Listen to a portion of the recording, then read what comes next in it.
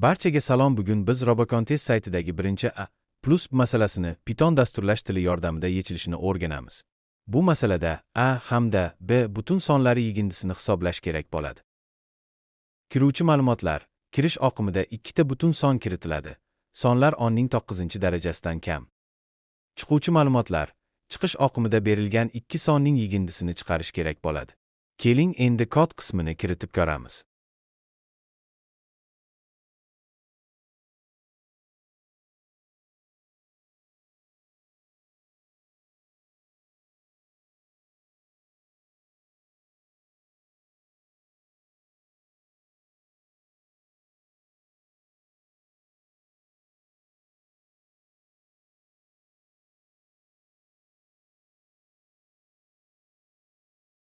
Natijani ko'rish uchun sahifa pastiga o'tamiz. Va biz yozgan kod to'g'ri ishladi. Bu mening YouTube uchun birinchi videoyim. Kamchiliklar bo'lsa kommentariyada kutaman. Hammaga rahmat.